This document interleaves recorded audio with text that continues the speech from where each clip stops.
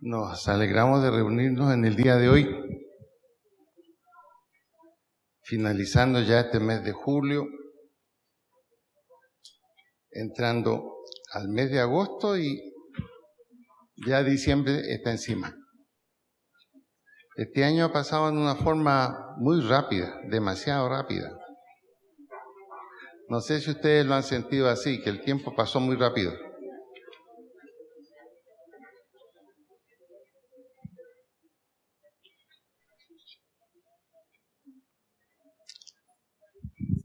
En el día de hoy estemos orando por Venezuela, por lo que está sucediendo allá. No se sabe exactamente qué está sucediendo.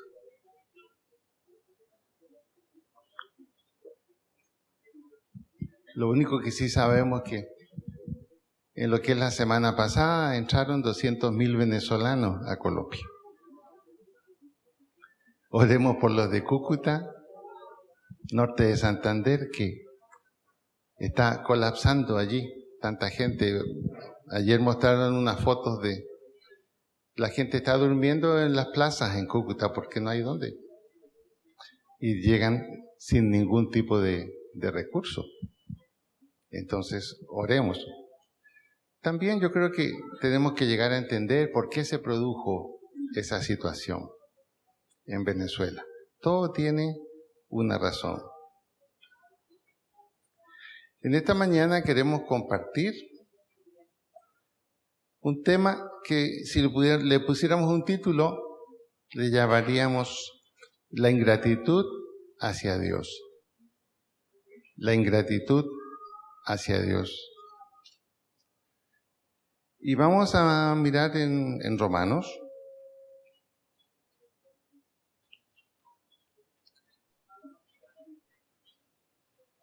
En el capítulo 1.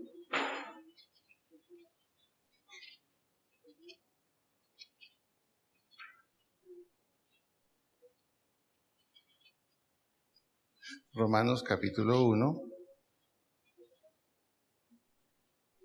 versículo 21.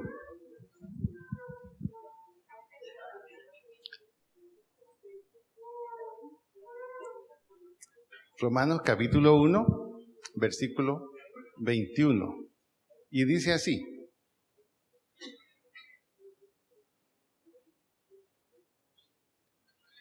pues habiendo conocido a Dios, no le glorificaron como a Dios, ni le dieron gracias, sino que se envanecieron en sus razonamientos y su necio corazón fue entenebrecido. Aquí el apóstol Pablo está hablando de cómo Dios se reveló al mundo. Se reveló a través de la creación, a través de las cosas hechas. Y Pablo dice que la manera en que Dios ha creado todo,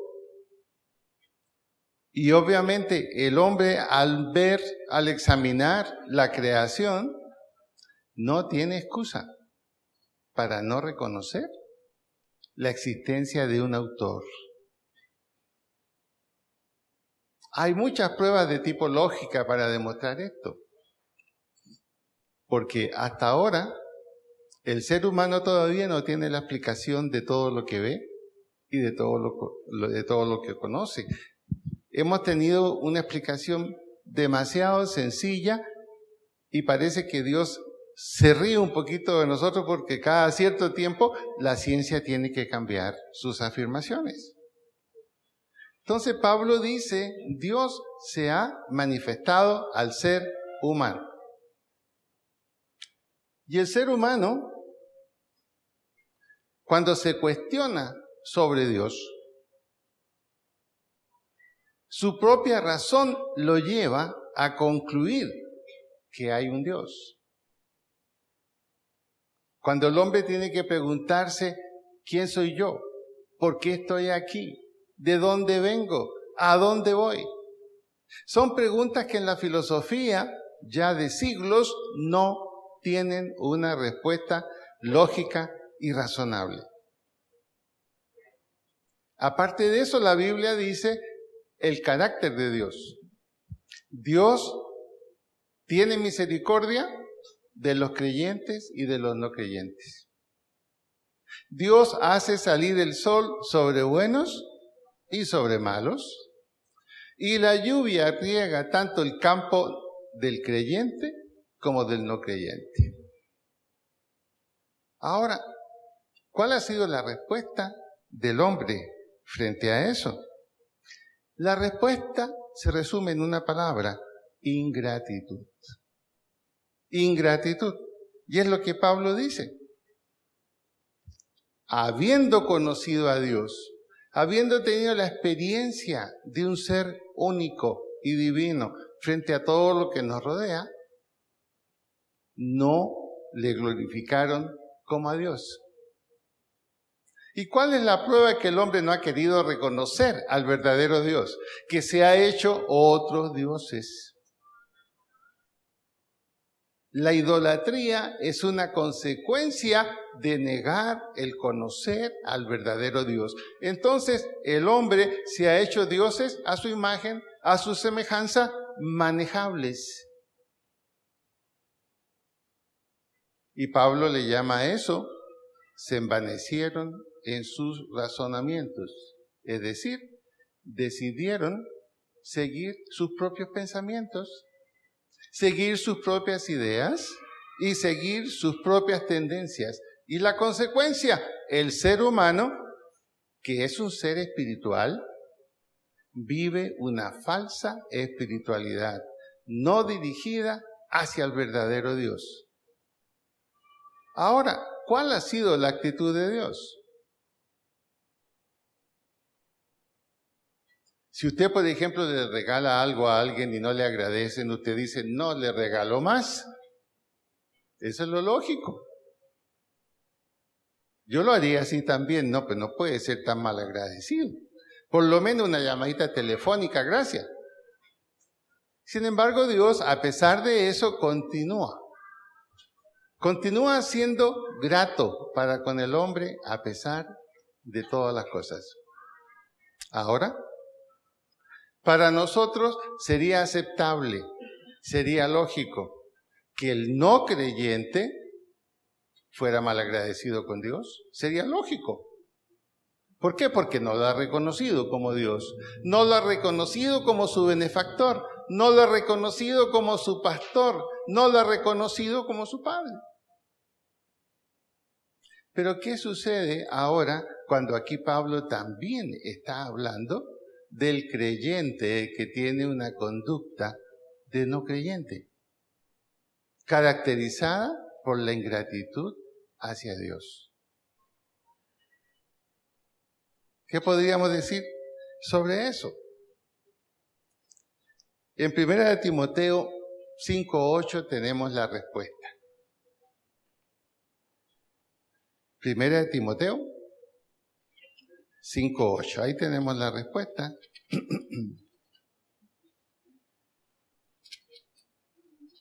Dice así, aquí está hablando,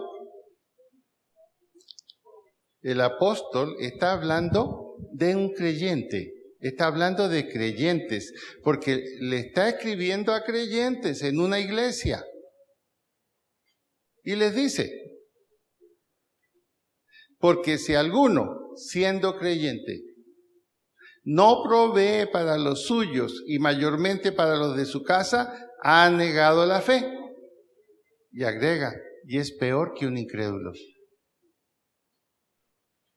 Aquí lo que está diciendo la Biblia es: si es creyente, si ha aceptado a Cristo, si ha reconocido a Dios y no actúa como Dios espera, y entre ello el agradecimiento, dice, es peor que un incrédulo. Es más disculpable el que no ha tomado la fe.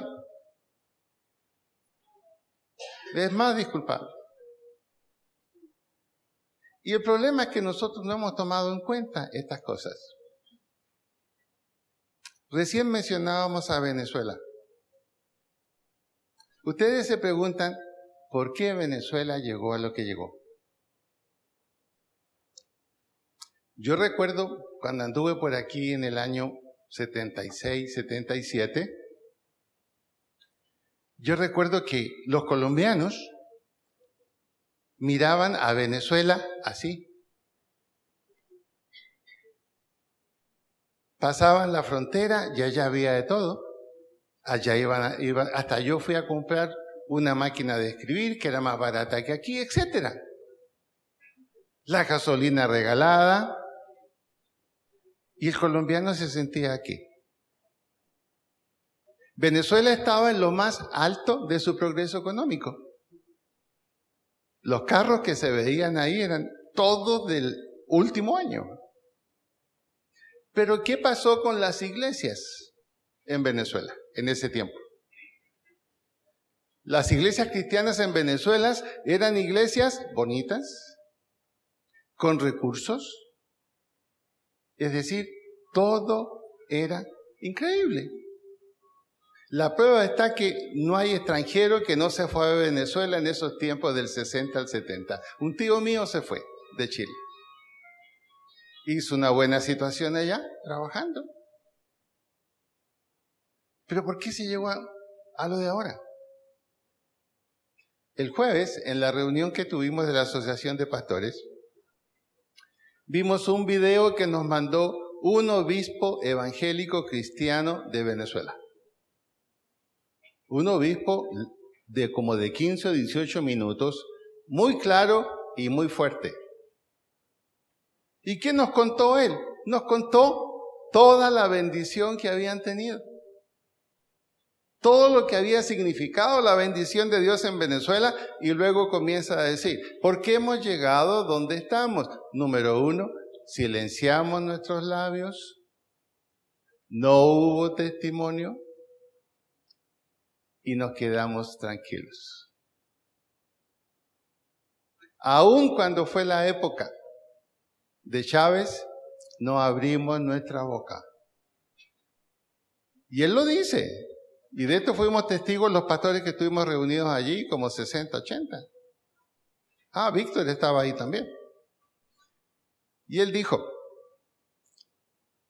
nos dividimos y un gran sector de la iglesia cristiana cayó en la tentación de apoyar a Chávez pensando que era Dios actuando en Venezuela.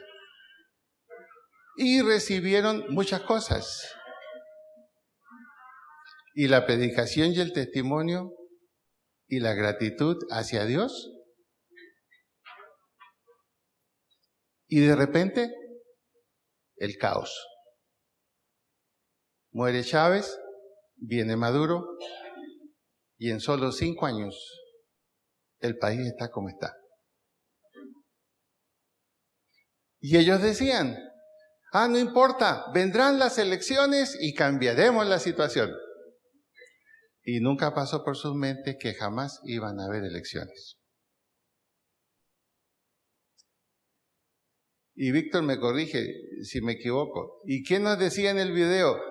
Ustedes allá despierten, hablen, den testimonio. Todos quedamos bien tocados con ese video. Y es la verdad. Y yo puedo decir que es verdad porque fue lo mismo que pasó en mi país, en Chile, entre el año 1968 y el año 1973. Exactamente igual. No hubo diferencia. También esperábamos, en las próximas elecciones, cambiamos al señor Allende democráticamente y el país se corrige. Nunca soñamos que no iban a haber elecciones. Así ha pasado. Y al menos dábamos gracias que eso nos hablaba de lo que tenemos que hacer hoy. Cuando hablamos de dar testimonio, ¿qué estamos diciendo? Que la gratitud hacia Dios debe manifestarse de muchas maneras. Pero, ¿qué significa ser ingrato con Dios? ¿Qué significa la gratitud hacia Dios? ¿Puede un cristiano ser ingrato con Dios? La respuesta es sí. Miremos nuestro corazón. La respuesta es sí. Hay muchas veces en que hemos sido ingratos con Dios. No hay duda. La Biblia nos dice por qué razón no debemos ser ingratos con Dios. Y la Biblia nos da 6 razones. Y la última es una advertencia. No es coincidencia que sean 7. Vamos a ver la primera. La ingratitud hacia Dios es inexcusable. Primero, es inexcusable. Y lo decía el versículo que leímos de Romanos 1:21.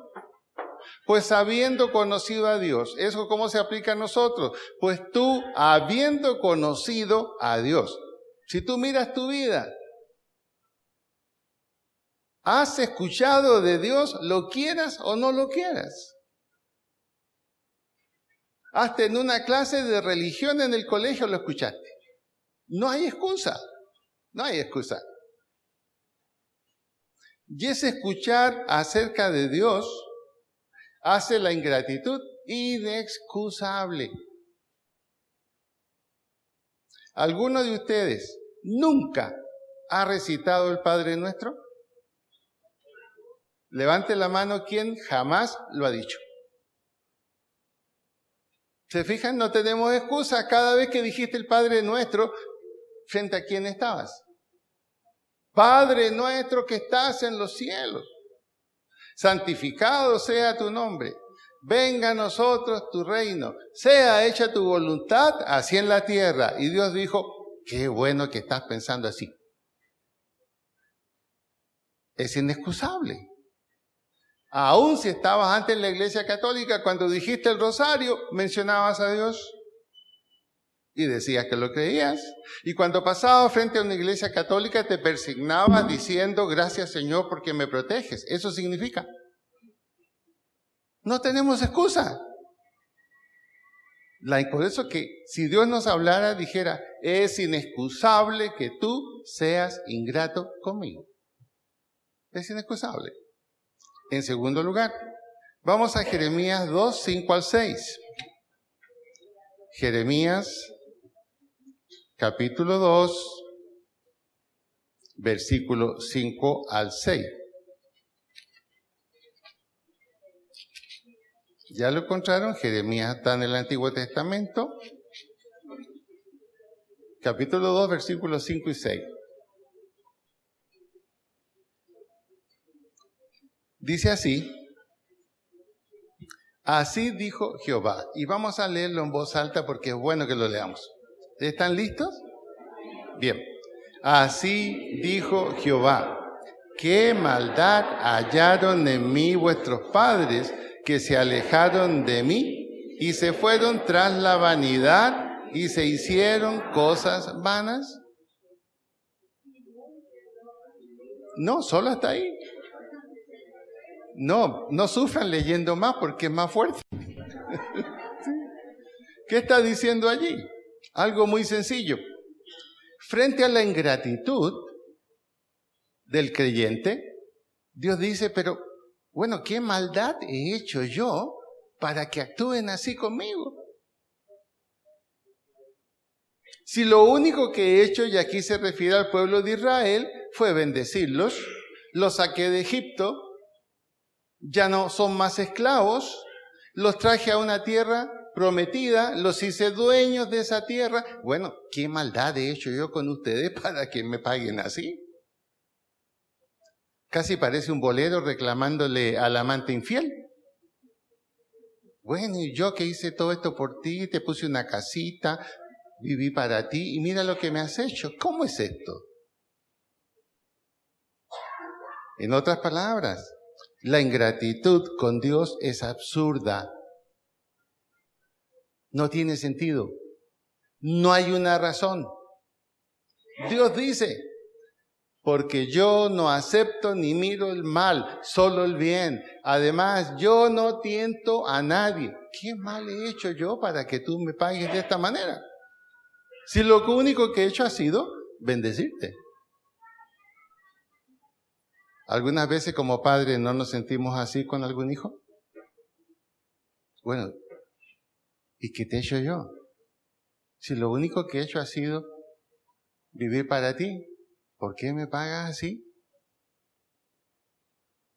Así sucedió ayer en una entrevista que tuve con la mamá y su hijo. Hablé primero con él, ingrato, absoluto. La madre incluso abriendo todavía la puerta para que siguiera viviendo con ella y le ponía una condición válida. Por favor, no quiero más marihuana. ¿Y cuál fue la respuesta de él? Yo me voy a la casa con usted, mamá, pero marihuanero no dejaré de ser. Y aparte de eso parece que está vendiendo también. Y yo le dije a la mamá que haga la maleta y se vaya. Y cámbiale la chapa a la puerta. Y esa madre se preguntaba también lo mismo. Bueno, pero ¿qué te he hecho yo para esto? Bueno, Dios también se hace la misma pregunta. Bueno, ¿qué maldad he hecho yo para que tú seas ingrato conmigo y me cuentes? ¿Qué hecho malo he hecho yo contigo? ¿Cuál es el pecado? Nos envanecemos, vivimos por nuestras propias ideas y creamos un cristianismo a nuestra talla, como a nosotros nos gusta. Y Dios dice, lo siento, eso no. Pero ahí está su paciencia, ahí está su paciencia, ahí está su paciencia. Es inexcusable, es absurda. Ahora, en Deuteronomio 32, 5 al 6. Deuteronomio 32, 5 al 6. Deuteronomio 32, 5 al 6. ¿Ya lo encontró?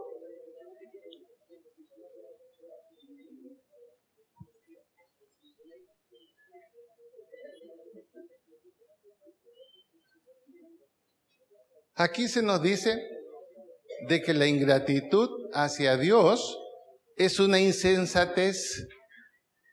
Es decir, no tiene sentido.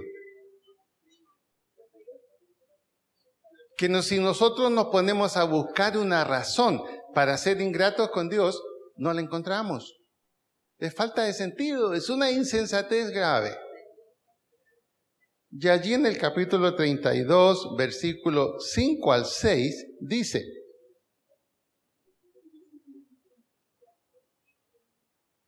hablando Dios, ahí está hablando Dios. Dice, la corrupción no es suya, dice el escritor. Es decir, Dios no es el corrupto. Dios no es el que está mal. De sus hijos es la mancha. Los resultados de la insensatez.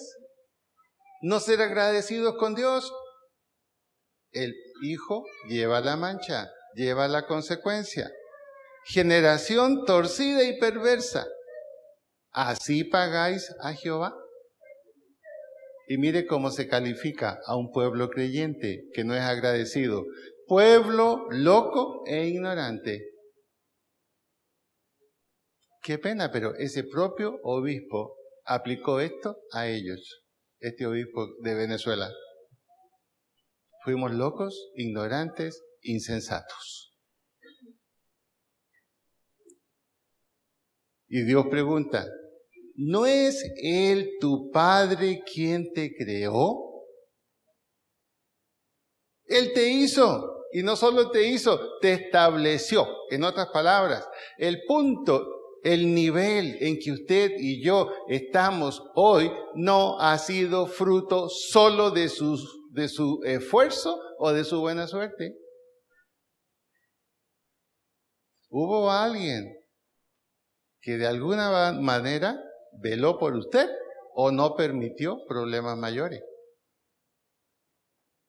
Y Dios se hace la pregunta, ¿pero cómo? Así me pagan. Pueblo loco e ignorante. Así llamó Dios al pueblo de Israel por ser malagradecido. Pueblo loco e ignorante. Un creyente que no es agradecido con Dios, que no reconoce a Dios, es eso, aunque tenga 1000 títulos, es un loco y un ignorante.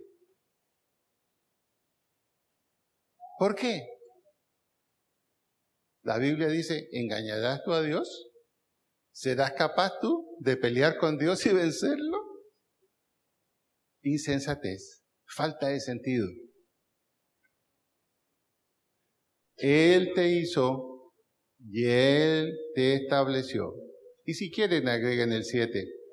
Aquí el escritor dice, acuérdate de los tiempos antiguos, considera los años de muchas generaciones, pregunta a tu padre, pregunta a los ancianos, los que están caminando, y ellos te van a decir, si es sensato no ser agradecido con Dios.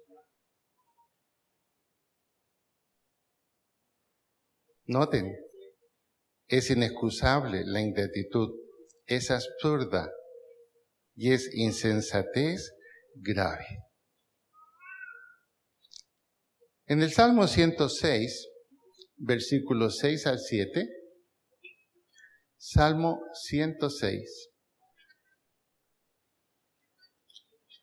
versículos 6 al 7.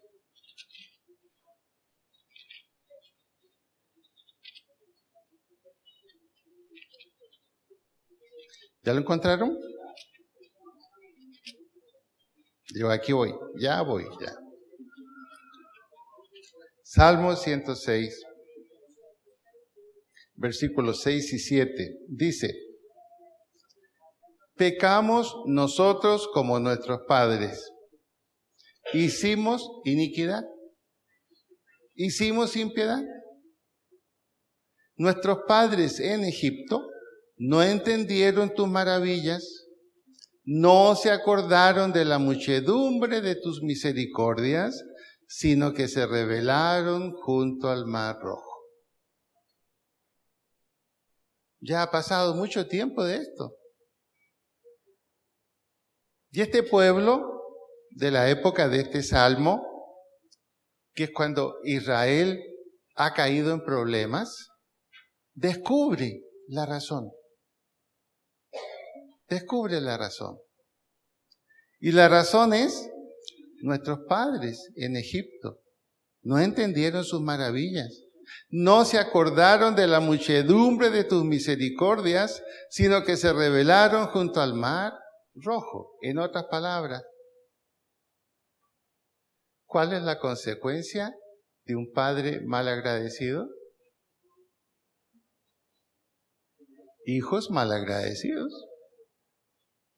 Y aquí están diciendo, nuestros padres, los que fueron bendecidos por Dios, no fueron agradecidos. Y aquí dicen algo bien concreto. La ingratitud hacia Dios es pecado. Pecaron. Uno de los significados de la palabra pecado es ofensa a Dios. Y no hay mayor ofensa a Dios, entre otras, que ser desagradecido. No reconocer lo que Dios ha hecho por ti, por mí. La protección que Dios te ha dado. Algunos de ustedes podrían pararse y contar verdaderos milagros que Dios hizo en un momento determinado.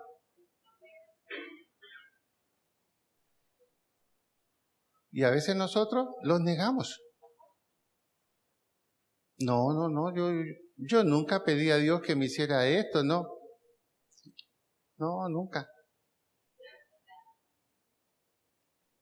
Y si Dios echara para atrás la grabadora, aparecería en el televisor, botado en el suelo, ayúdame Señor. Y Dios ayudó.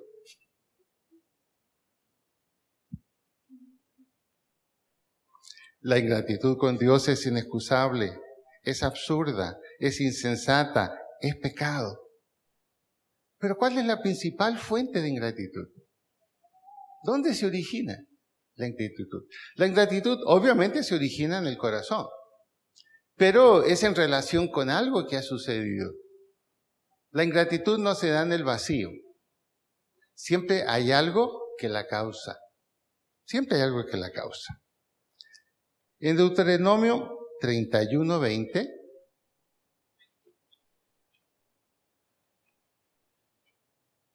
Deuteronomio 31:20. ¿Ya lo encontraron? ¿No todavía?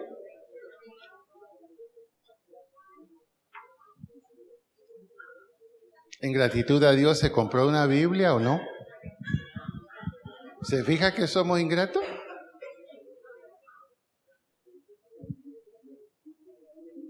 Deuteronomio 31:20 dice así: porque yo les introduciré en la tierra que juré a sus padres, la cual fluye leche y miel, y comerán, y se saciarán, y engordarán. Dios dice, esto voy a hacer con ustedes. Es decir, solamente cosas buenas. Los llevaré a una tierra de libertad. Esa es la promesa que le hice a sus padres, a Abraham, a Isaac, a Jacob. En esa tierra fluye leche y miel, es decir, todas las necesidades están suplidas. Comerán, número 1. ¿Usted vio las lágrimas o la sonrisa cuando mostraron venezolanos entrando por el puente hacia Cúcuta y colombianos esperándolo con una bandeja con sándwich o esperándolo con una taza de caldo? ¿Cómo mostraban el agradecimiento ellos? Como reconociendo, esto pasaba al revés antes, ahora. Esta gente está siendo agradecida con nosotros. Nos está devolviendo la mano, porque en cierto momento nosotros también fuimos así. Y Dios aquí les dice, ¿comieron? Claro que comieron. ¿Se saciaron? Claro que se saciaron. Y no solo eso, dice Dios, se engordaron. Porque en Egipto estaban flacos y esclavos. Y se engordaron. Tuvieron sus casas, sus familias. Y Dios dice, ¿saben una cosa? Yo voy a hacer todo eso por ustedes. ¿Y qué van a hacer ustedes? Se volverán a dioses ajenos, los servirán, me enojarán e invalidarán mi pacto. Y uno se pregunta, si Dios que conoce pasado, presente y futuro, si Él sabía que iba a pasar eso, ¿por qué entonces los bendijo? ¿Por qué los bendijo? ¿Por qué razón lo hizo?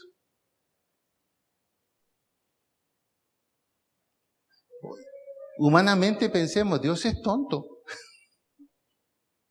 Porque yo sé que si voy a visitar a alguien y no me va a abrir la puerta, ¿voy o no voy? Bueno, a menos que sea testigo de Jehová, voy. ¿Cierto? Sí, bueno, voy. Sí. Ahora ya está prohibido eso por el Código Policial.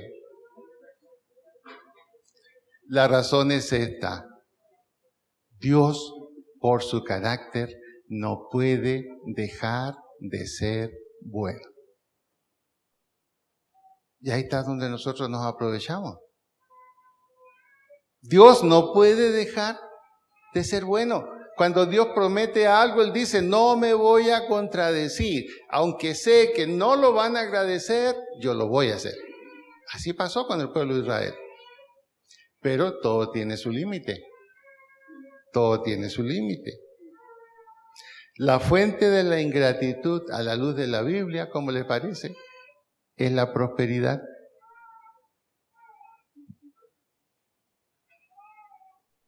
Bolsillos vacíos de rodillas frente a Dios. Bolsillos llenos de rodillas en la playa de San Andrés. ¿Sí? ¿Esa es la realidad? El estudiante cristiano que con la ayuda de Dios, con becas que le dio Dios, ayudas de otros hermanos, se graduó. Una vez que se graduó, no, ya Dios le quedó chico. Ya Dios le quedó chico. Y Dios dice, yo sé que va a pasar eso. Pero ¿cómo te parece? No puedo dejar de ser bueno. Esa fue la tentación de Satanás con Jesús. Le dice, mira, vienes a un pueblo que está pasando hambre. ¿Por qué no conviertes las piedras en pan y te ahorras 3 años de trabajo y todos te van a seguir? Y dijo Jesús, no, lo que tengo que hacer, lo tengo que hacer. Lo que tengo que hacer, lo tengo que hacer. Si hay un modelo de gratitud con Dios, ese es Jesucristo. Dio gracias hasta por tener que ir a la cruz. Pero por eso le dieron un nombre que es sobre todo nombre. Ahí mismo ahora, en Deuteronomio, en el capítulo 32, un poquito más adelante, versículos 6 y 7.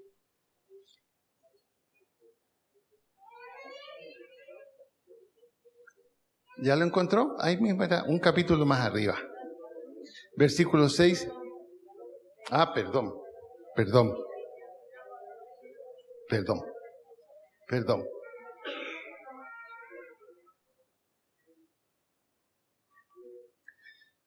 Es del versículo 8 y 9. Ahí mismo, 32, 8 y 9.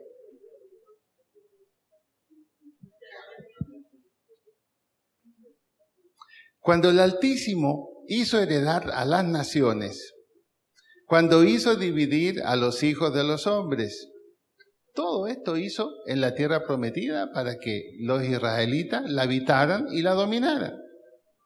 Muchas veces las guerras que ganó Israel fue Dios interviniendo y poniendo a pelear a los enemigos entre ellos. Estableció los límites de los pueblos según el número de los hijos de Israel, porque la porción de Jehová es su pueblo, Jacob, la heredad que le tocó.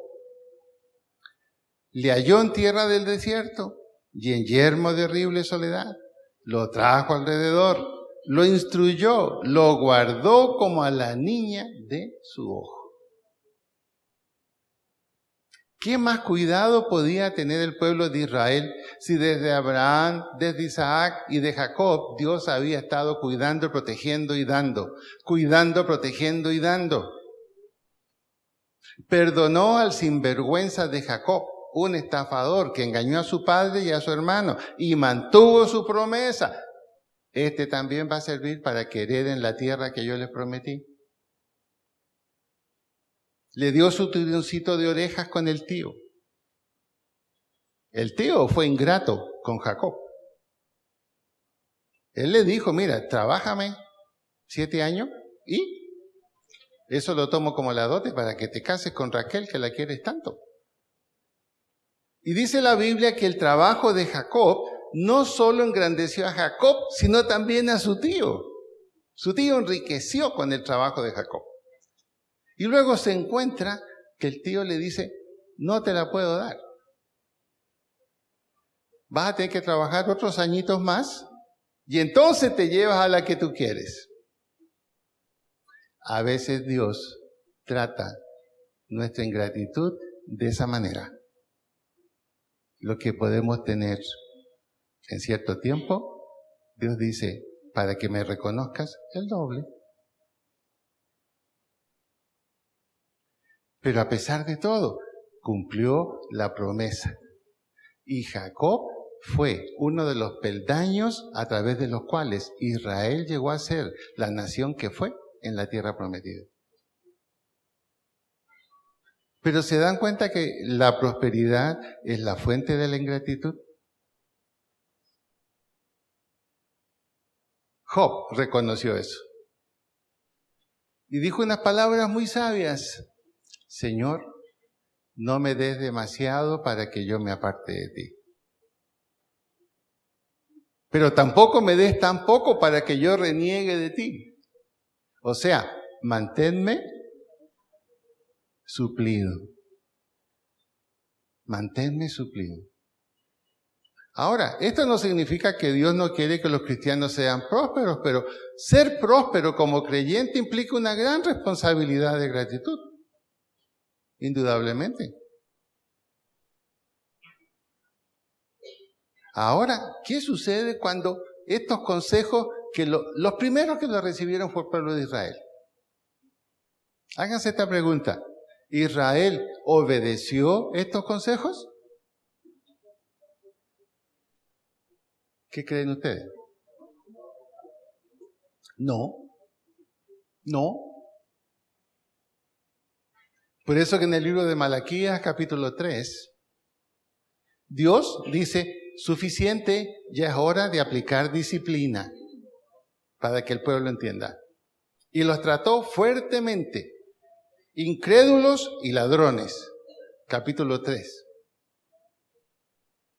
Y después que les habló así, no les habló más por 400 años.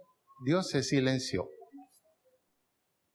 Y a partir de allí vino la decadencia de Israel como un propósito de disciplina de Dios hasta llegar a donde está hoy. Todavía sin poder realizar lo que más anhelan.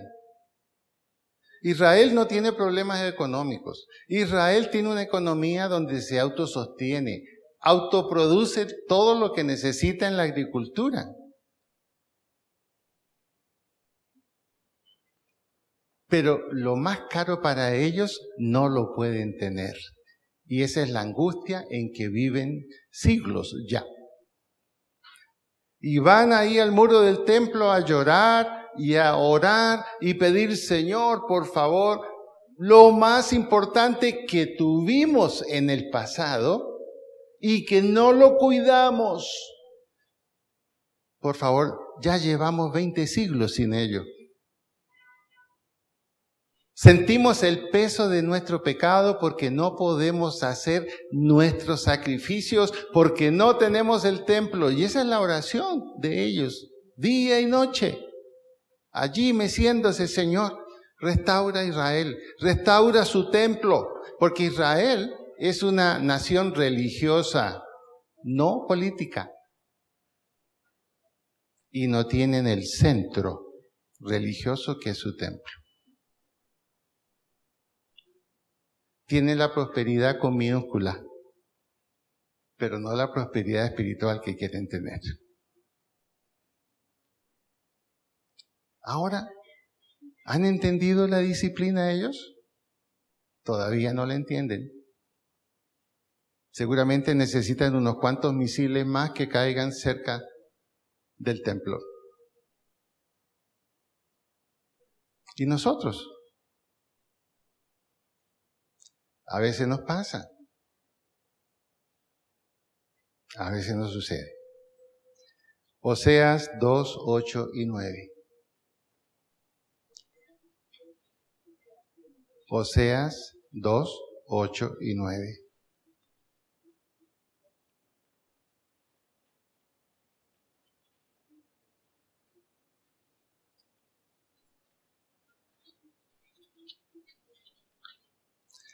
¿Ya lo encontró?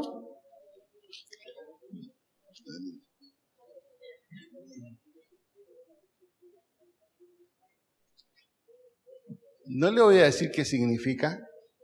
Usted mismo se va a dar cuenta qué significa lo que dice ahí. Oseas 2, 8 y 9. Si lo tiene, acompáñeme a leerlo en voz alta. Y ella no reconoció que yo le daba el trigo, el vino y el aceite, y que le multipliqué la plata y el oro que ofrecían a Baal. Por tanto, yo volveré, tomaré mi trigo a su tiempo y mi vino a su sazón, y quitaré mi lana y mi lino que había dado para descubrir su desnudez. Y ahora descubriré yo su locura delante de los ojos de sus amantes y nadie la librará de mi mano. ¿Qué dice entonces el Señor cuando llega el momento en que Dios dice esto no puede seguir así? No puedo permitir que se rían de mí. Y yo creo los ángeles en decirle, Señor, ¿hasta cuándo? Ya pues, córtela. Ya tenemos que finalizar esta historia. Los ángeles ya están aburridos. Porque lo siguen mandando a hacer cosas buenas para el pueblo. Lo siguen mandando. Dice, pero mire cómo responden. Entonces Dios dice, mira, no, yo actúo. Versículo 8. Se refiere a Israel, la novia, la esposa en el Antiguo Testamento. ¿No reconoció que yo le daba todo? Como esas esposas que abandonan al marido, pero gordas y con joyas. Igualito aquí, igualito. No si no crean que todas las que se van pobres, flacas, no. A veces se van hasta con el número de la cuenta del marido. Todo. No reconoció todo lo que hice por ella. ¿Qué voy a hacer yo? En el 9, fíjese.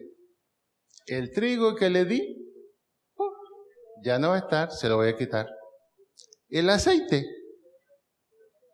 va a desaparecer de su cocina. La lana, el lino, con aquello que se vestía, voy a hacer que desaparezca. En otras palabras, voy a dejar que empobrezca, que vuelva a la pobreza que conoció en Egipto. ¿Por qué cree que a veces los cristianos pasamos tiempos buenos y tiempos malos? ¿Por qué cree usted?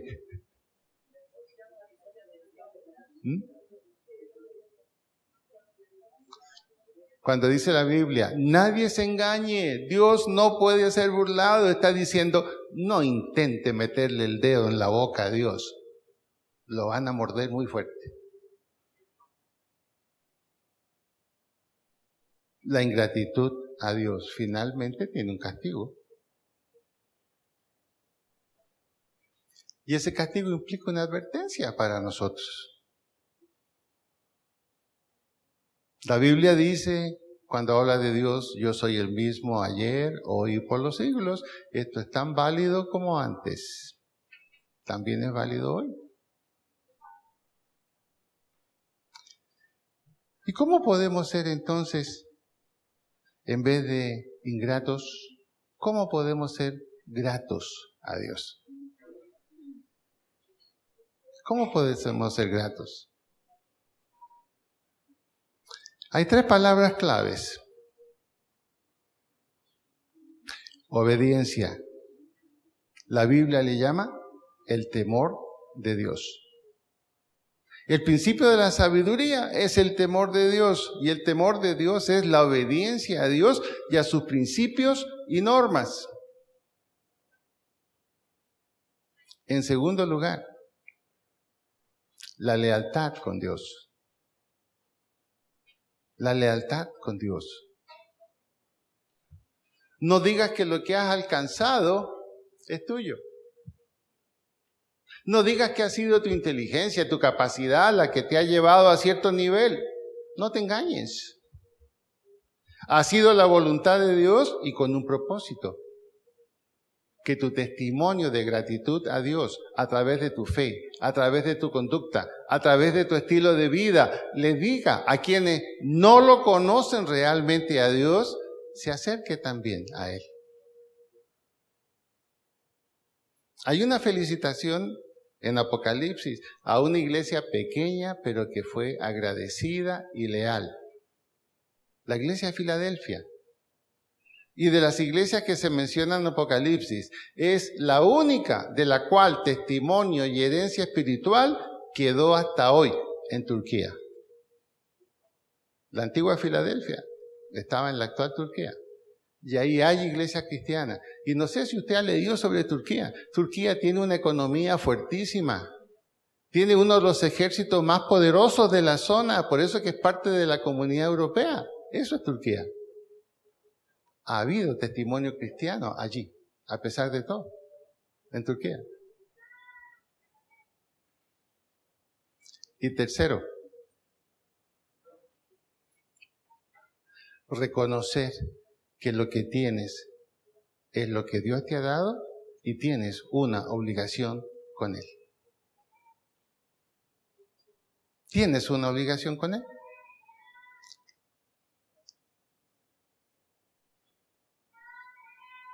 Y en la parte más allá del testimonio, la mayor ingratitud con Dios es que silencies tu testimonio que eres cristiano y que no lo compartes con otro. Es la mayor ingratitud.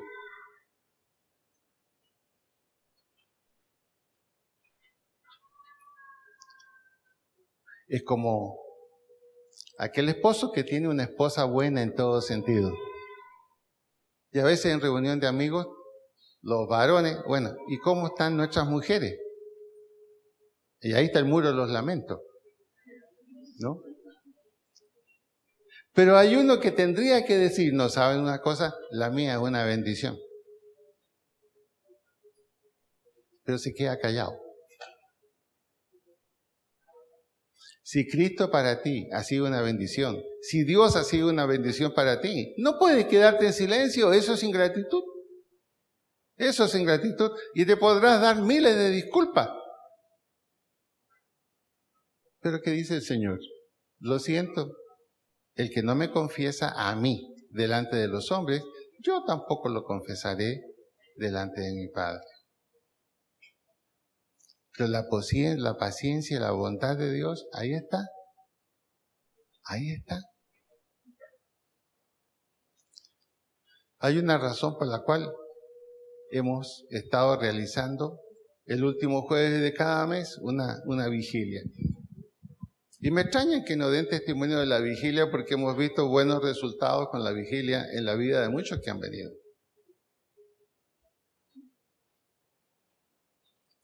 Ahora, ¿qué más podemos hacer en gratitud a Dios por la situación que hay en nuestro país? Dios en su misericordia, por lo menos a mí, me mostró primero la foto de Cuba, luego la foto en mi propio país, en Chile, y ahora me la muestra aquí y al lado en Venezuela. ¿Qué vamos a hacer? Vamos a hacer como el resto del mundo que se fijaron, fueron puras declaraciones. La OEA, grandes declaraciones. Naciones Unidas, grandes declaraciones. Comunidad Europea, vamos a hacer esto. Y al final, ¿quién hizo algo? Está bajo la misericordia de Dios el pueblo de Venezuela y de nadie más. Pero nosotros, ¿qué vamos a hacer? Y hay algo que yo voy a invitar, que hagamos como gratitud con Dios. Y la idea es esta. Los jóvenes tienen un grupo elite. Bueno, yo ahora voy a dirigirme a los adultos. Y vamos a formar un grupo elite conmigo. ¿Y ese grupo elite para qué es? ¿No es para estudiar más? Algunos de aquí ya son decanos, ya, rectores, sí, comentaristas, etcétera. Simplemente alguien que me diga, pastor, yo voy a estar dispuesto a abrir en mi casa, en algún día de la semana, un grupo al cual voy a invitar mis vecinos y amigos. Y voy a ver dos opciones. O tengo una película cristiana para verla con mis amigos, que las vimos aquí los miércoles. Una película donde va todo el testimonio y todo el mensaje para que mis vecinos y amigos conozcan de Cristo. O si no es una película, voy a aprovechar todas las predicaciones que hay en la página web de la Biblia y simplemente reproducirla. Y entregar un folleto acerca de lo que significa ser cristiano. Y yo voy a esperar que el que esté dispuesto a eso, a mostrar gratitud con Dios y más que nada con su propio país, con Colombia que se está derrumbando y que solo Cristo tiene la respuesta, que me lo demuestre. Y aunque sean 2, con ellos vamos a empezar. Entonces, llámeme por teléfono y me dice, pastor, ¿sabe? Yo lo quiero hacer. Y si no lo sé hacer, usted me ayuda, con mucho gusto. Y esto no colapsa. Los que quieran estudiar, bienvenidos. Los que van a hacer los niveles, hagan sus niveles. Pero los que ya han hecho esos niveles, bueno, es la hora de trabajar. El que quiera. Me llama o deja su nombre con la secretaria. En este momento la secretaria tiene una voz muy masculina, es Víctor, porque está todavía de vacaciones María Elsie, y me deja su nombre. Y lo vamos a hacer. Porque miren, yo he tomado muy en serio esa advertencia que está aquí. De ninguna manera yo no quiero que como disciplina Dios me diga, mira, eso que te he estado dando te lo voy a ir cortando, a ver si levantas la mirada. A veces la única manera de mirar al cielo es cuando uno está de espalda. Y Dios en su misericordia a veces lo hace. No voy a preguntar quién es, ni no levante su mano, simplemente me llama. Y vamos a empezar. Vamos a empezar. Vamos a empezar. Así como se llena de carros aquí el día domingo, que se llene de almas que han aceptado al Señor. Vamos a ponernos de pie.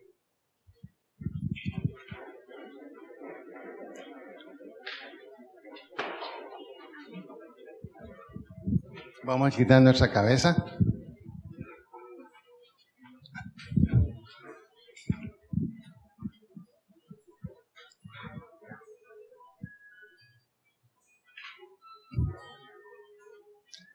Tome unos minutos para orar ahí.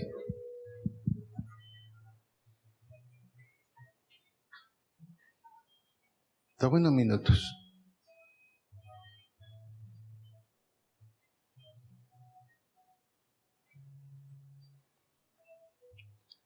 Es la hora de cumplir la tarea que Dios nos ha pedido. Hágalo por su país.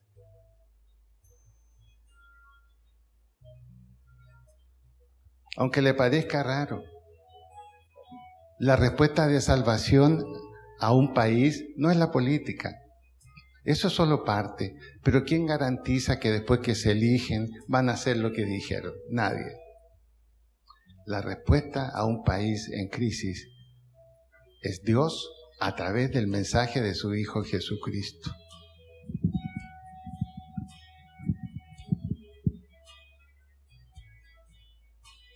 Estamos a tiempo. Estamos a tiempo todavía.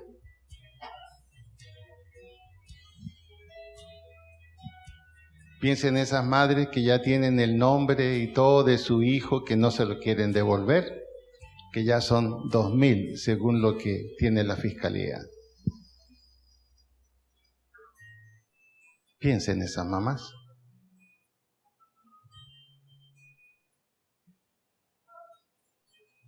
Piensen en aquellos desplazados que ya no pueden volver a lo que era de ellos.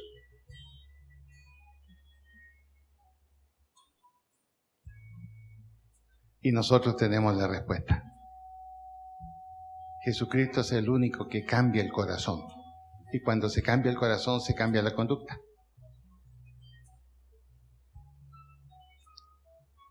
Contéstele al Señor, Señor, ¿qué quieres tú que yo haga? ¿Usted ha sido bendecido? No podría decirle, no, pero tú te has olvidado de mí, por eso yo también me olvido de ti. No podría decirlo.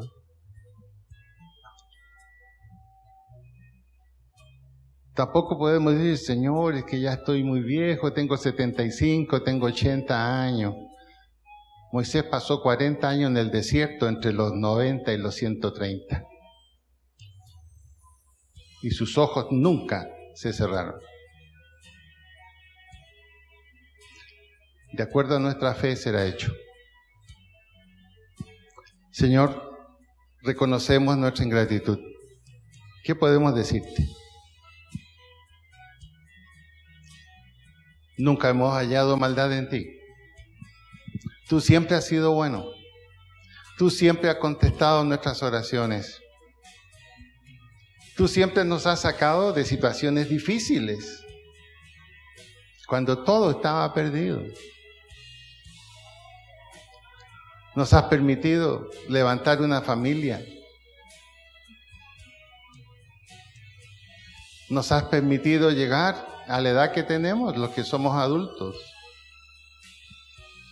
Es la hora en que demostremos nuestra gratitud hacia ti, dándote tiempo, poniendo al servicio tuyo lo que nos has permitido ser y aprender. También reconociéndote a ti como el dador de la prosperidad, sea mediana, sea grande, sea pequeña, pero ha venido de ti, no ha venido de otra parte. Y gracias porque nos das la oportunidad, con lo que tú nos das, de darte a ti. Señor, que te reconozcamos en todas las áreas de nuestra vida y que podamos decir, como el agradecido, sean gratos los dichos de mi boca, porque viene de un corazón agradecido hacia ti. Señor, que tu Espíritu Santo en cada uno de nosotros nos convenza de la necesidad de acercarnos a ti verdaderamente y con gratitud. En el nombre de Jesús. Amén.